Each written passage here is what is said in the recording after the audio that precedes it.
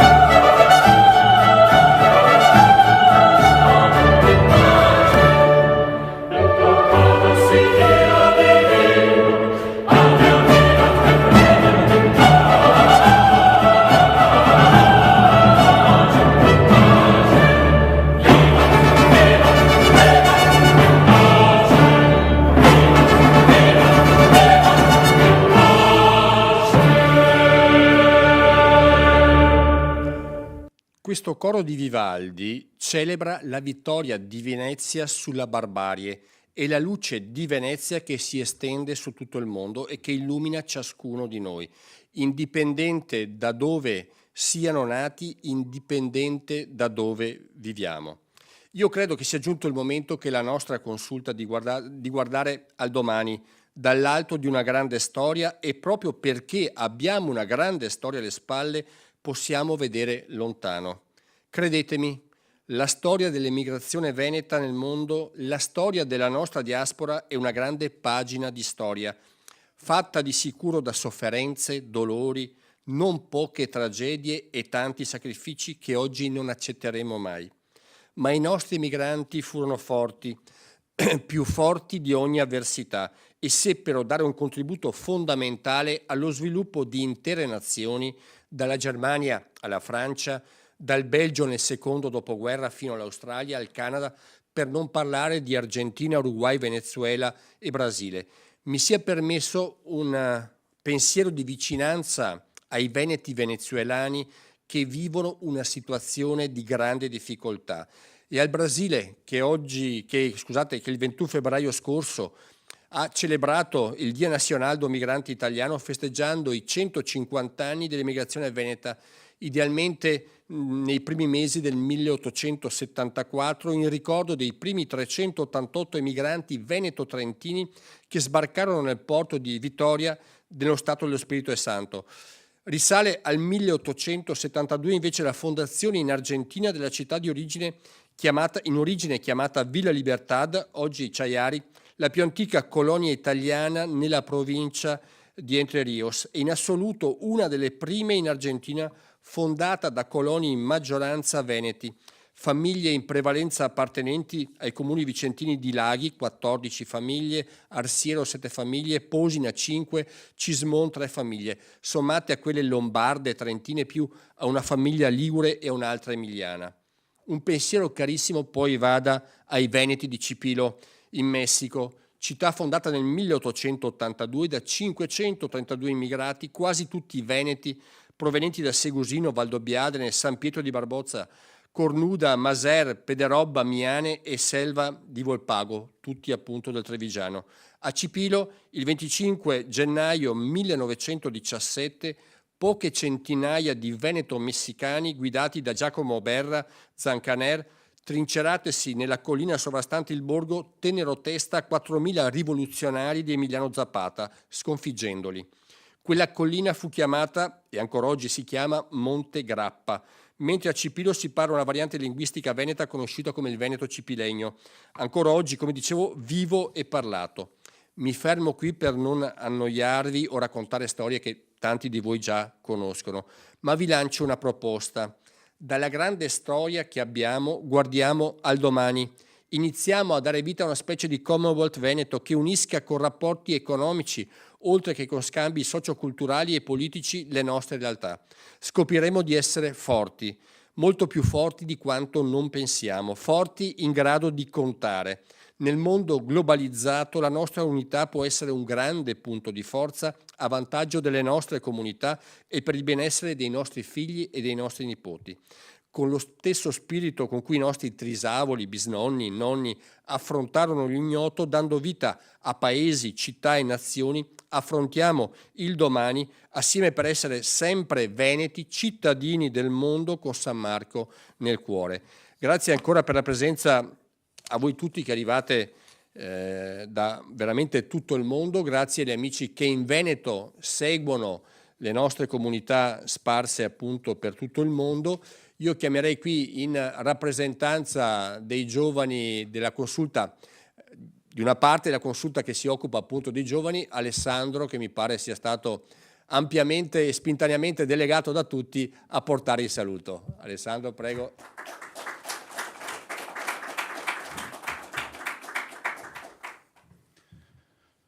Buongiorno a tutti. Io in prima battuta volevo ringraziare il Presidente del Consiglio regionale del Veneto, Roberto Ciambetti, per l'ospitalità che ci dà qui in questo palazzo della nostra regione. Siamo felici di essere qui, soprattutto le nostre delegazioni che arrivano dall'estero, perché essere a Venezia è sempre una grande emozione, è sempre bellissimo essere qua. Quindi ringraziamo la nostra regione, ringraziamo l'Ufficio di Flussi Migratori e siamo sicuri faremo un buon lavoro per proseguire il mondo dell'associazionismo e la nostra realtà dei veneti all'estero. Grazie. Grazie Alessandro. Io scuso l'assessore Corazzari che in questo momento ha delle audizioni in commissione e quindi appena si libera verrà a portarci il suo saluto. Io direi di passare al core business della giornata con una lezione che il professor Alessandro Mocellin ci terrà qui oggi. Tanto domani calcherà queste scene ancora per un'altra cosa. Alessandro, prego.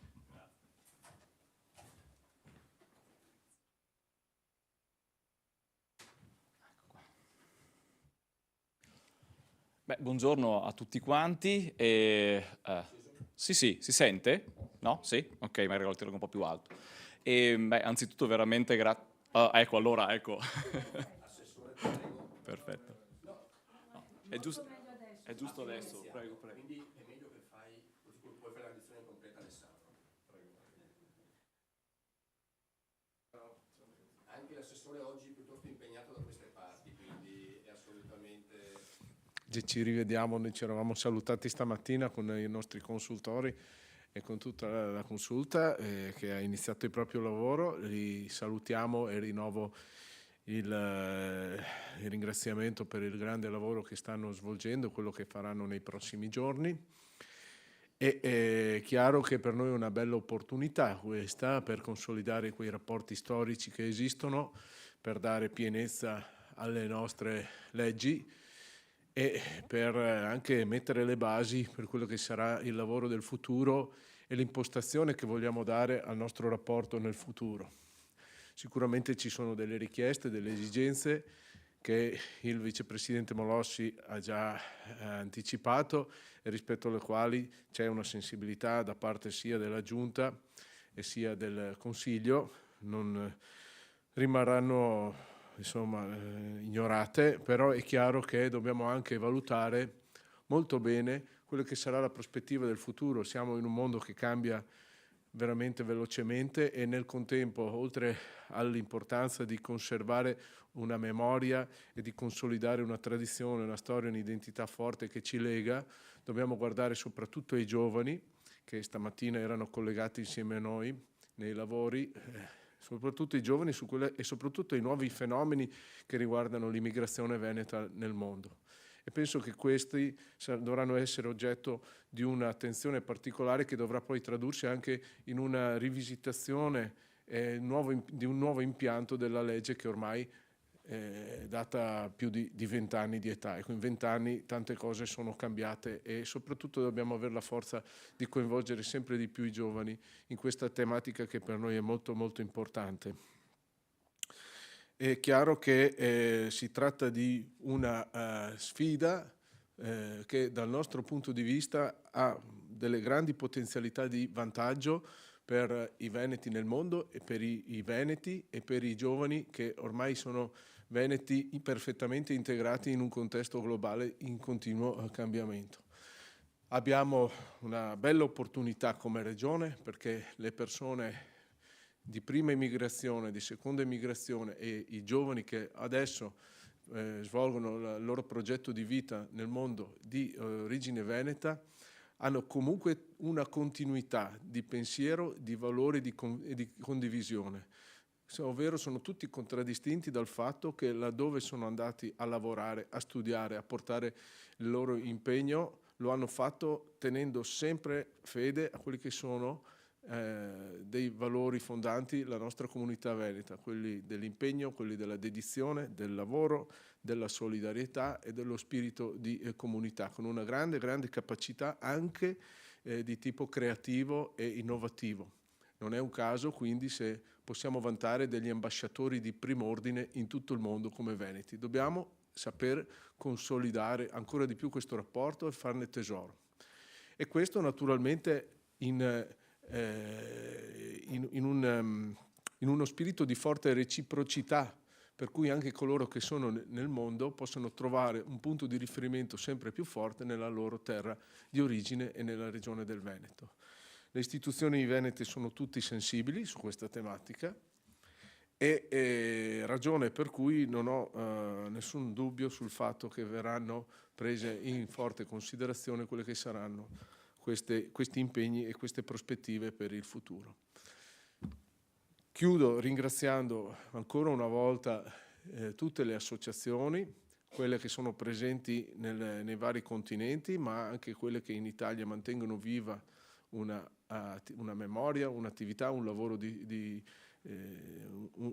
studio e di ricerca culturale continuativa e naturalmente chiudo ricordando la grande anche responsabilità ed eredità che ci hanno lasciato chi oggi non c'è più, ma che ha voluto con la propria vita lasciare questo messaggio di forte unità della comunità veneta nel mondo. Questo penso sia una eredità, un lascito, una legacy rispetto alla quale dobbiamo sentirci tutti impegnati anche per il futuro. Grazie.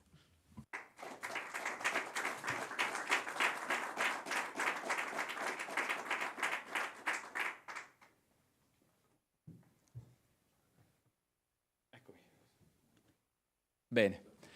Dopo questi interventi penso che sia importante comprendere appunto qual è il contenuto di questo patrimonio che ci viene consegnato, perché spesso noi lo percepiamo come magari una cosa familiare, una consegna propria, al più una consegna della piccola comunità, quando invece, indagandola dal punto di vista anche della storia, no? Ci troviamo ad avere un patrimonio incredibilmente grande e che spesso non solo noi non conosciamo, ma anche le persone che ce l'hanno consegnato non lo conoscevano. Ecco perché dall'intervento del Presidente Ciambetti e dell'assessore Corazzari riusciamo a intuire, diciamo, qual è la percezione che abbiamo oggi di un grandissimo valore, ed è obiettivamente così, che viene riconosciuto quasi a sentire nostro, ma spesso quando si va ad indagare proprio ma cosa significa Veneto, perché il Veneto si chiama lingua veneta, per esempio, è una lingua, non è una lingua, perché si chiama Veneto e non qualcos'altro? Ecco che se noi andiamo indietro troviamo che quest'albero, e purtroppo dobbiamo anche porci questo problema, no? Quest'albero che non ha le fronde attualmente dal punto di vista linguistico così rigogliose come le aveva magari 20, 30, 40 anni fa, tuttavia non dobbiamo scoraggiarci, perché se a volte vediamo che un albero nel nostro giardino, non so, una pianta di qualche tipo sta perdendo qualche foglia, sta perdendo qualche frutto, non è detto, poiché essa ha delle radici molto profonde, che essa non stia semplicemente subendo il periodo storico. Significa magari che in una stagione 10, 20 anni o 5, non si sa, potrebbe ripartire anche qualora venisse più o meno volontariamente tagliata a zero da una parte o dall'altra. E quante volte ci è capitato? Questa pianta sarà già morta e invece l'anno dopo nuovamente riparte. Se noi abbiamo questa coscienza dietro di noi, questa consapevolezza che non è solo emotiva, che ce la consegnano magari i nostri nonni, i nostri genitori, ma ce l'abbiamo anche a livello proprio razionale, diventa tutto, penso, molto più semplice. Quindi cos'è sta lingua veneta? Ecco, oggi mi è stato chiesto di parlare di questo, anche a seguito di un progetto che è stato fatto con il FAV Victoria, la Federazione delle Associazioni Venete del Victoria, a Melbourne, in Australia, dove, diciamo, come studioso della lingua veneta, sono andato a trovare un altro pezzettino che mancava nel grande quadro della venetofonia, cioè dei parlanti veneto nel mondo. Il veneto è una lingua neolatina, cioè proviene dal latino come l'italiano, che in realtà è il toscano, proviene dal latino come il francese, come lo spagnolo, il castigliano, come il portoghese, come il catalano, okay? Come il romeno, ma come il siciliano, come il napoletano, come il sardo.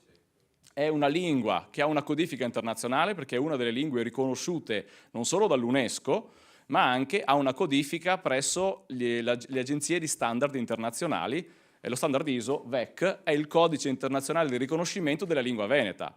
Badate che non ce l'ha il vicentino, non ha un codice di riconoscimento, perché non è una lingua, è parte di una lingua, parlo da bassanese, ecco, quindi il vicentino e il bassanese è parte della lingua veneta, che ha un codice internazionale di riconoscimento.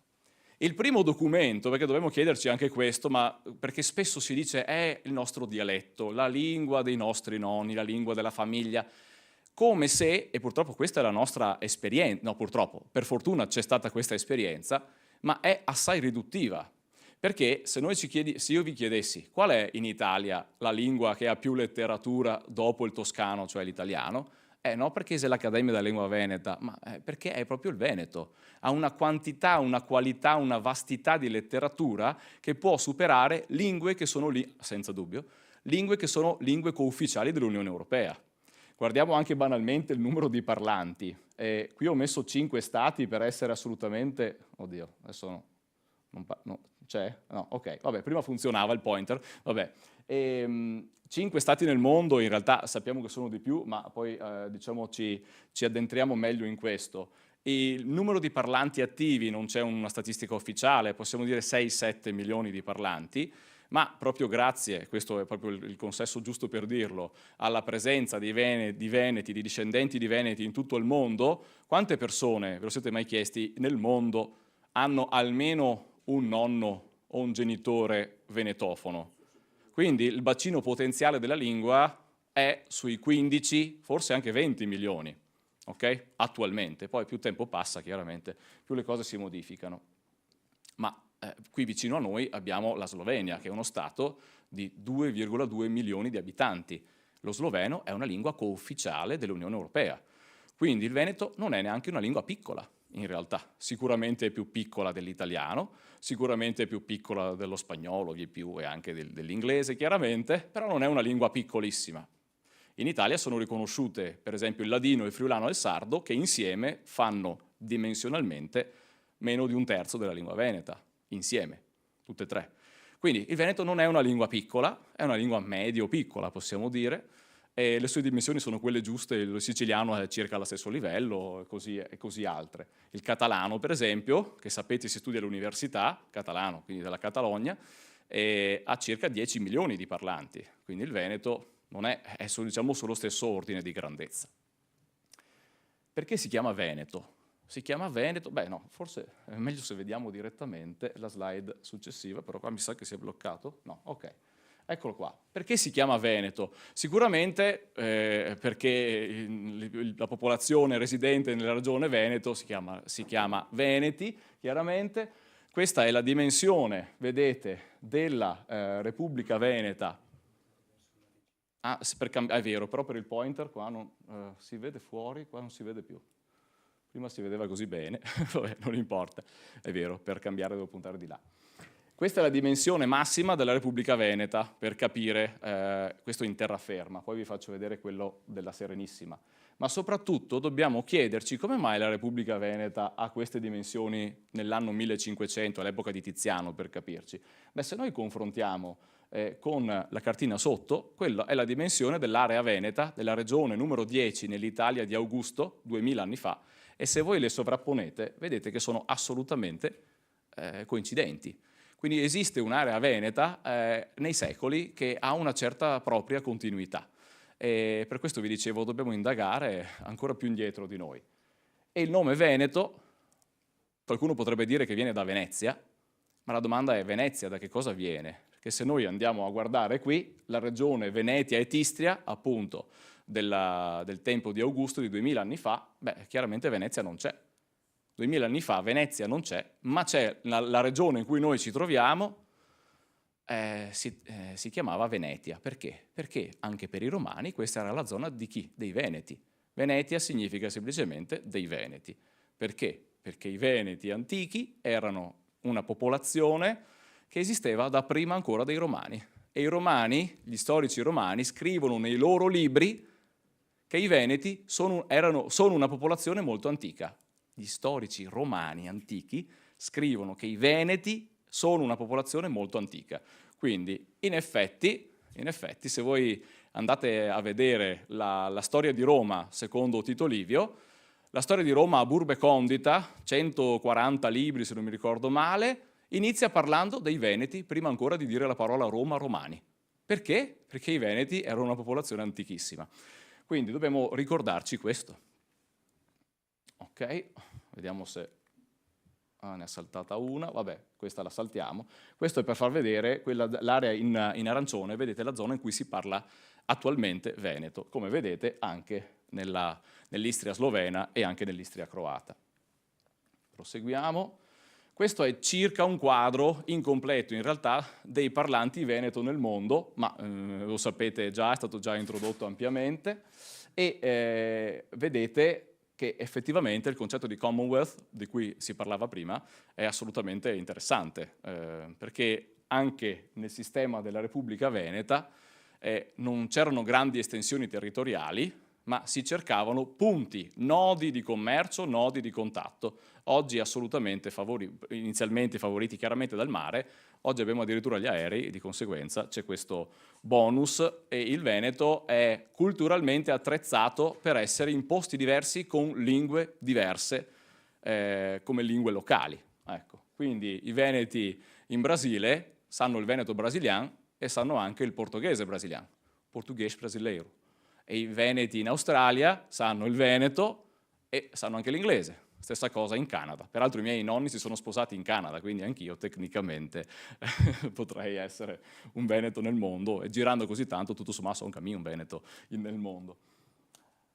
Ricordiamoci, abbiamo ascoltato prima il coro finale della Iudita Triumphans di Vivaldi. Ecco, Vivaldi è l'ultimo che abbiamo messo qui, ma ricordiamoci che una lingua, l'ultimo punto, lingua madre e lingua matrice, la nostra lingua madre, la lingua madre dei nostri avi, dei nostri genitori, è una lingua che fa da matrice del nostro cervello. Quindi quando noi abbiamo una lingua in più, è come avessimo un modo in più, un paio di occhiali in più per vedere il mondo in maniera diversa. E ricordiamoci, perché purtroppo spesso noi ascriviamo la lingua veneta a una visione pauperista, vorrei dire, no? Quando che erano poareti, quando che era a guerra, e si mangiava a poenta con i radici, e i radici con la poenta, ecco, quando che era solo fasoi, ecco. In realtà ricordiamoci che una lingua come il veneto, che ha 1200 anni di storia, perché il primo documento, non ve l'ho detto ma era nella prima slide, è dell'epoca di Carlo Magno, cioè di 1230 anni fa, ecco, vuol dire che questa lingua ha le radici belle fonde, non è nata ieri. E sarebbe forse un atto di superbia pensare che morirà con noi se non facciamo niente, però è anche vero che è meglio fare qualcosa. Una lingua che ha 1200 e più anni. Questi signori che vedete qui, perché ricordatevi che l'emigrazione, la grande migrazione veneta, la prima, quella di fine 800 che si ricordava prima, rispetto alla seconda grande migrazione che è quella dopo il secondo dopoguerra, ecco, nella prima sicuramente, vorrei dire non tutti, ma il 99,5% dei potenziali emigranti necessariamente non sapeva l'italiano.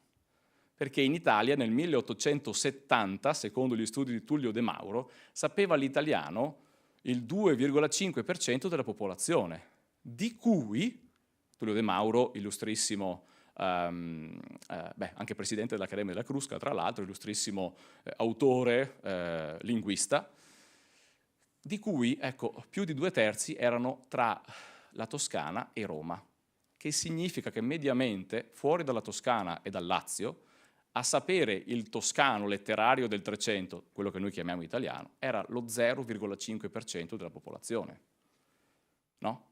Quindi quando questi veneti emigrano, quando i liguri emigrano, di sicuro non trasportano il toscano, portano con sé la lingua, che è la propria lingua da oltre 1000 anni in quel territorio. E se è così, Marco Polo, che muore nel 1324, quest'anno sono 700 anni dalla sua morte, oppure Tiziano, Cadorino, Canova, Casanova, Palladio, Vivaldi, che lingua avranno mai parlato questi? E se questi parlavano il veneto, ciascuno chiaramente nella propria varietà, e ne abbiamo assolutamente conferma anche scritta, per esempio Canova, il suo biografo, racconta nella biografia che ha scritto, era un suo assistente, ha scritto la biografia, e racconta che lui diceva spesso: ma Antonio, ma perché a Roma te che parli in dialetto? No. E lui rispondeva: mi parlo così, se che va bene, se così, e se no niente. Quindi per lui quella era la sua lingua, Canova. Ok? Bene. E non occorre che vi spieghi, voglio dire anche Marco Polo stesso, per carità. Ricordiamoci che fino alla fine dell'Ottocento sicuramente anche gli intellettuali parlavano la loro lingua madre. Ricordatevi che Manzoni ha riscritto 2 volte i Promessi Sposi, prima il Fermo di Lucia, poi l'edizione del 1827, poi l'edizione del 1840, perché ci ha messo 13 anni per modificare come erano scritti i suoi Promessi Sposi linguisticamente, perché si è accorto che poiché lui non parlava toscano a casa, perché non era la sua lingua madre, doveva sistemarlo, perché non funzionava. 13 anni ci ha messo. Okay? Questo ci testimonia che grandi letterati in Italia, tutti in realtà erano anche dialettofoni, tra virgolette. Cioè in realtà non è che parlavano un dialetto, parlavano la varietà propria della lingua locale che storicamente è nata lì. Ma se io vi dicessi che, vabbè, questa è la dimensione, il Commonwealth, possiamo dire, della Repubblica Veneta nella sua massima espansione, vedete, provate a contare quante lingue c'erano, oltre al veneto che arrivava specialmente il veneziano, ma non solo, provate a contare quante lingue sono collegate così. Ecco, ricordatevi che esiste una letteratura greca di origine veneta, per esempio, del greco moderno, chiaramente non il greco antico, ma è una cosa che uno non sospetta, ma è così. Esiste anche una letteratura greca influenzata fortemente dal veneto. Queste sono le famiglie linguistiche che ci sono in Europa. Ecco, vedete, quelle in verde sono le lingue romanze che derivano dal latino, quelle in rosso sono le lingue che derivano dal sistema germanico, quelle in blu scuro le lingue slave, le altre sono appunto, vedete anche l'albanese in giallo, il greco in viola, eccetera. La cosa importante da capire è che se noi lo guardiamo bene, Qui tecnicamente diremo quante lingue ci sono: il portoghese, lo spagnolo, il francese, l'italiano e il romeno. Sono solo queste le lingue? Non sono solo queste le lingue. In realtà le lingue, aspetta, devo fare di qua, ok, sono queste. Quindi in Italia abbiamo il siciliano, il napoletano, il sardo, il veneto, come minimo queste. In Spagna c'è anche il catalano, per esempio, c'è il galiziano. Ma è una cosa che ci siamo inventati noi adesso? No. Restiamo nell'ambito italiano e chiediamo a Dante cosa ne pensava. Beh, questa è la diffusione, l'abbiamo già vista. Dove l'ho messa? È sparita. Vabbè, devo cercare quella di Dante. No, è sparita, niente. Dante Alighieri, l'ho inserita prima, forse l'ho saltata, no? Vabbè, Dante Alighieri, eccola qua, no, l'ho saltata facendo doppio. Dante Alighieri, anzi vi faccio rivedere questa, scusate. Eccola qua. Questo è quello che dice la scienza oggi, guardate bene l'Italia, e questo è quello che diceva Dante 700 anni fa. Vi sembra così diverso? No. Dante, nel De Vulgari Eloquentia, in latino, scrive che le lingue che ci sono in Italia, secondo lui, sono almeno 14, di cui una, qui abbiamo creato questa immagine, è quella veneta, dell'area veneta. Per Dante esiste il friulano, come vedete, e in effetti il friulano è una lingua riconosciuta in Italia, ma per Dante esiste anche il veneto, che non è una lingua ancora riconosciuta. Non perché non sia una lingua, ma perché ci vuole un po' di tempo forse ad accettare alcune realtà. Ecco qua. Lingua diffusa, questa appunto è l'intensità di diffusione, vedete arriva anche nel Trentino, anche nel Friuli. Quando si dice sono arrivati dei Veneti e dei Trentini, si diceva prima, beh, i Trentini, se sono Trentini orientali, tecnicamente parlano veneto, è una varietà del veneto, ok? Quindi anche questo bisogna valutare. C'è qualcuno che dice, i miei genitori venivano dal Friuli, sì, ma dove? Da Pordenone. Pordenone in buona parte è venetofona, quindi non è detto che venire dal Friuli significhi parlare friulano. Bene. E poi, vabbè, Cipilo, abbiamo visto, il Brasile, non occorre che vi dica perché insomma, sono cose che sono preclare, no? Ecco, interessante vedere però quest'altra cosa. Il Veneto è una zona, che vedete da queste statistiche, dove la resistenza della lingua storica, che ha ripeto, più di 1000 anni, è veramente forte, come anche nel sud Italia. Non è un caso che queste zone siano comunque zone di partenza della grande immigrazione italiana, no? Ma a differenza del sud Italia, il Veneto ha un altro primato, non solo mantiene molto la propria lingua madre, quindi è un dato di fatto e anche un invito a continuare su questo trend positivo, ma soprattutto il Veneto è una delle zone, come tutto il resto del nord Italia, in cui si imparano molto le lingue straniere. Quindi il Veneto è un candidato per essere una zona trilingue, l'area veneta, perché nel sud si impara l'italiano e si mantiene la lingua locale. Nel nord-ovest si impara l'italiano e si preferisce l'inglese al lombardo, purtroppo, e invece in Veneto si mantiene il veneto, si impara l'italiano e si impara anche l'inglese. È o non è un modello positivo anche per l'Italia? È o non è un modello positivo anche per il Brasile? È o non è un modello positivo anche per le zone anglofone, il Canada e l'Australia, per esempio? Cito queste due perché ci sono stato, appunto. È o non è un modello positivo per zone dove la lingua, diciamo, predominante è la lingua globale, quindi c'è una tendenza a parlare solo l'inglese perché tanto lo capisce tutti? E questo in realtà, ci dice la neurolinguistica, tende a far atrofizzare il cervello. Più lingue uno sa, più sta sveglio e più crea, produce, più è sveglio, letteralmente. Quindi buttare via il Veneto è come buttare via un po' di neuroni, non ha senso. Manteniamoli, utilizziamoli. Questo ce lo spiega il professor Balboni, di Glottodidattica di Ca' Foscari, tra gli altri, no? Che dice appunto, il Veneto, già dal 2007 diceva, il Veneto dovrebbe essere insegnato a scuola, è assurdo non utilizzare questo patrimonio linguistico. Il professor Paolo Emilio Balboni, notissimo. Vediamo se vi affemo. No. Una lingua è una lingua, sto chiudendo, una lingua è una lingua se ha i 4 pilastri, la fonologia, cioè i suoni, il lessico, la morfologia, la sintassi. Se ha questi 4 pilastri una lingua è una lingua. Il veneto è diverso in tutte queste cose dall'italiano? Sì. Quindi il veneto è una lingua diversa dall'italiano? Sì. Per esperienza comune lo comprendiamo, però andiamo a vedere qualcosina di più diretto. Qui ci sono alcune cose, mica le guardiamo tutte per carità, però per esempio il veneto, come è noto, non ha le doppie. non è l'unica lingua che non ha le doppie, non è solo in Veneto che si dice gatto, si dice gatto anche in portoghese, si dice gatto anche in spagnolo, no? Mamma non ha la doppia, eccetera, eccetera. Il suono C dell'italiano, per esempio città, 5, civile, ecco, diventa una S, come succede in francese, civil, o succede anche in portoghese, succede anche in spagnolo sudamericano, ok? Succede anche in inglese, paradossalmente, city, civil, ok? È lo stesso suono, bene. Quindi non sempre il veneto si differenzia dall'italiano andando a finire in un vicolo cieco. Spesso, spessissimo, il veneto, essendo stato una lingua internazionale, per diversi motivi, come lo è stato il francese, come lo è stato lo spagnolo, come lo è stato il portoghese, come lo è l'inglese, il veneto, che è stato, lo ripeto, una lingua internazionale, si comporta anche come tale, è più facile da capire del lombardo. È vero o no? Ecco.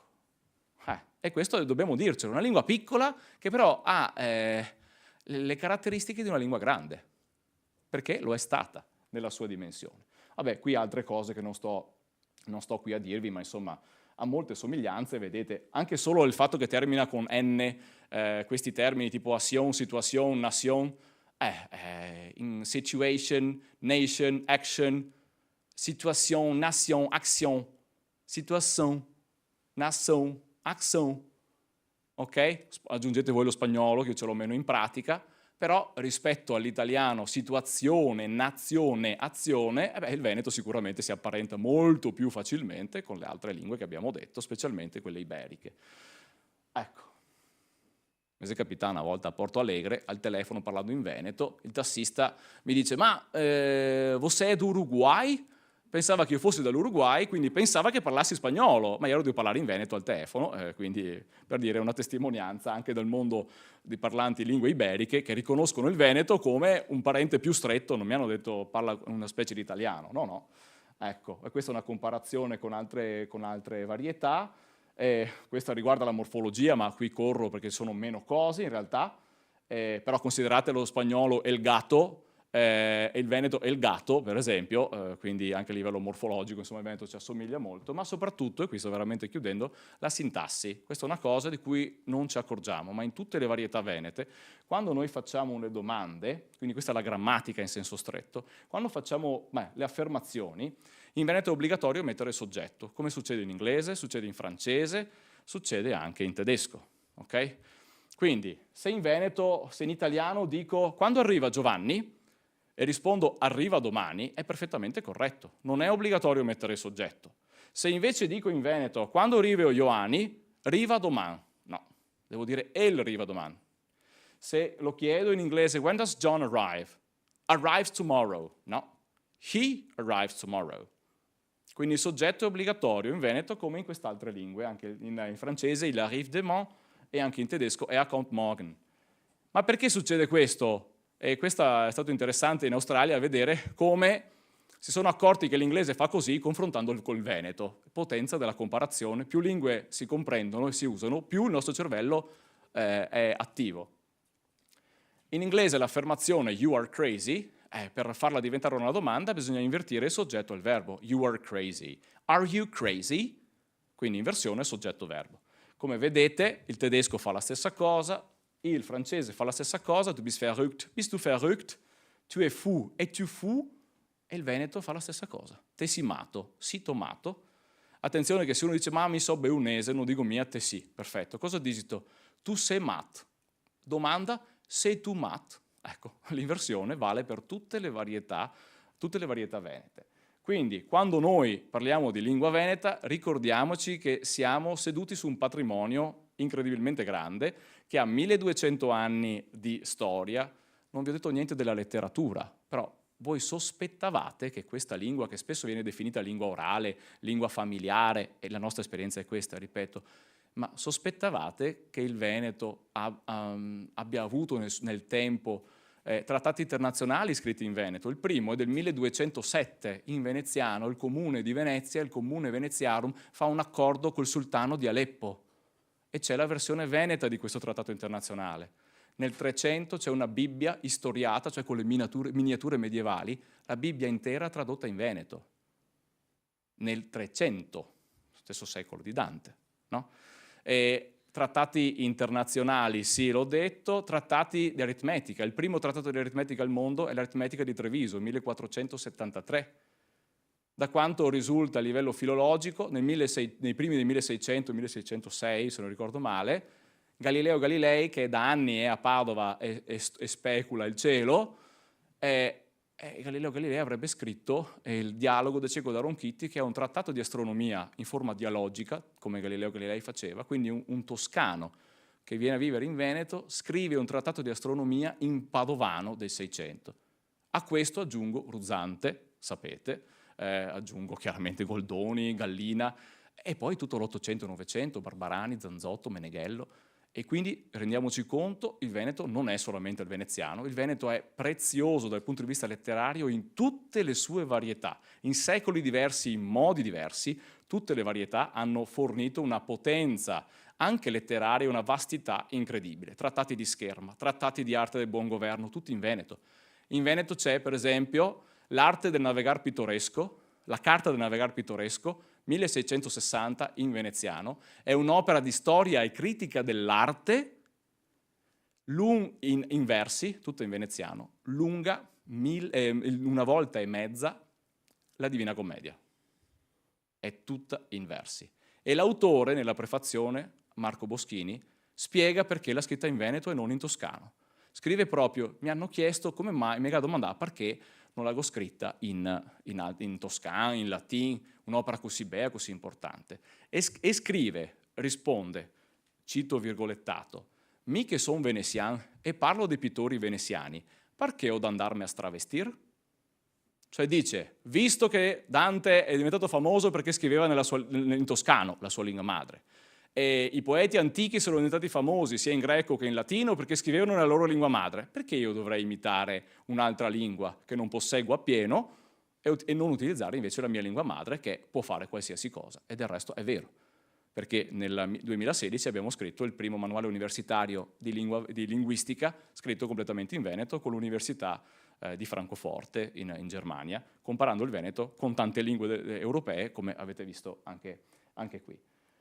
Iniziative, eccolo qua, iniziative di vario tipo, per esempio questo è il primo convegno internazionale sulla lingua veneta. Vi ricordo che esiste una grafia ufficiale della lingua veneta dal 2017 che, vedete, questo è il sito linguaveneta.net, è il sito, è di proprietà del Consiglio regionale del Veneto ed è il sito, diciamo, portale sulla lingua veneta. Se voi cercate appunto grafia ufficiale trovate appunto che esiste e qual è la grafia ufficiale che viene utilizzata sempre più spesso. Insegnamento del veneto a scuola, si può fare e si è fatto anche questo, al momento siamo arrivati a 4 scuole in 2 province diverse, circa 650 alunni, è stato riconfermato anche quest'anno per altre 4 classi, perché si può insegnare il patrimonio veneto anche a scuola, con i percorsi linguistici veneti, questo è il libretto che viene dato a tutti gli studenti. Vabbè, questo è la Cina, il Brasile 2017, grammatiche, dizionari. Ecco, questo è stato, vedete anche l'immagine sotto, il secondo convegno internazionale sulla lingua veneta, dove per la prima volta, non so se sia mai successo prima, nella storia di 1200 anni di questa lingua, ma abbiamo avuto a parlare ospiti non solo dalla nostra comunità del Veneto qui, ma dall'Istria, parlando in Istro-Veneto, dal Messico, parlando Veneto Cipilegno, e dal Brasile, parlando il Veneto brasiliano. Trovarsi nello stesso luogo è stata una cosa incredibile e meravigliosa, e vi invito, non dico sempre nei lavori della consulta, ma a provare una volta a fare una piccola sessione parlando ognuno il Veneto della propria zona, anche solo per rendersi conto dell'effetto incredibile che fa. Perché in Brasile sanno che esiste il Veneto in Italia, in Australia sanno che esiste il Veneto in Italia, in Slovenia sanno che esiste il Veneto in Italia, ma in Slovenia non sanno che esiste il Veneto in Brasile. In Brasile non sanno che esiste il Veneto in Canada. In Canada non sanno che esiste il Veneto dell'Australia. E quindi il Commonwealth, la rete, non dobbiamo pensarlo alla francese, cioè questa è un'indicazione che volentieri, diciamo, mi viene da dare. Non dobbiamo pensarla periferie che si riferiscono al centro e il centro è qui. No, il Commonwealth alla Veneta è che le cosiddette periferie sono altri centri e quindi tutti possono e devono dialogare con tutti. Con il veneto è possibile farlo perché tutto sommato è la lingua che abbiamo tutti quanti in comune. Grazie. Grazie.